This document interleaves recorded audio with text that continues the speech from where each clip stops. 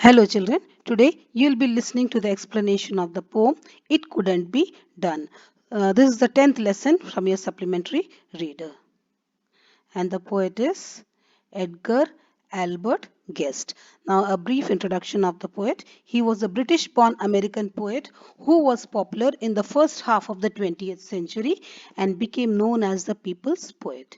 His poems often had an inspirational and optimistic view of everyday life.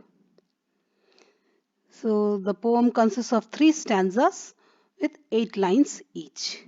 So let me read it and explain it to you. Somebody said that it couldn't be done, but he, with a chuckle, replied that maybe it couldn't, but he would be one who wouldn't say so till he had tried. So he buckled right in with a trace of a grin on his face. If he worried, he hid it.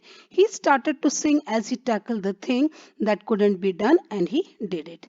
Now the hard words in this stanza are chuckle. Chuckle means laugh quietly or inwardly. Grin means to smile broadly. So, this poem is about conquering the things that are said to be impossible. In the first stanza, the poet says that somebody tries to convince the speaker that something cannot be done. So, something represents any task that a person has to overcome. So, he is not willing to accept that this task cannot be completed unless he tries it himself. So the speaker approaches the challenge with confidence. If he was worried, he hid it behind the grin. And then he completes the task that was impossible because he is confident, a fact that enables his success.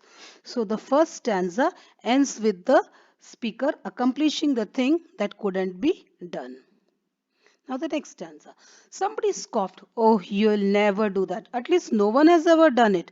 But he took off his coat and he took off his hat. And the first thing we knew he had begun it. With a lift of his chin and a bit of a grin, without any doubting or quid he started to sing as he tackled the thing that couldn't be done, and he did it. Now the hard words scoffed. Scoffed means mocked. Tanadina. Then quid means small and petty complaints. So in the second stanza, there is somebody who is passing the judgment that the speaker will never do that because no one has ever done it.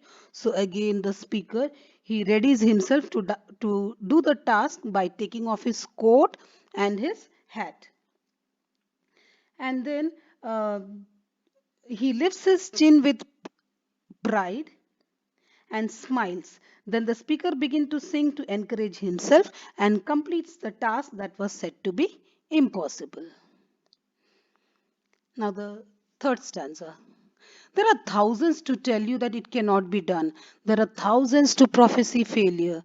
There are thousands to point out to you one by one the dangers that wait to assail you. But just buckle in with a little bit of a grin. Just take off your coat and go to it. Just starting to sing as you tackle the thing that cannot be done, and you will do it. Now prophecy means to predict. Assail means to attack violently. Now in the last stanza, the speaker summarizes the main points of the previous verses. The speaker tells the reader that throughout life there are always going to be those who tell you that something cannot be done. And then they will predict your failure. There is a great emphasis on the number of people who want to see you fail. So here it is written thousands. Okay, so it is for laying emphasis on the number of people who don't want to see you successful. So in this case, the speaker tells the readers that they should get ready to do the task with a song and go to it.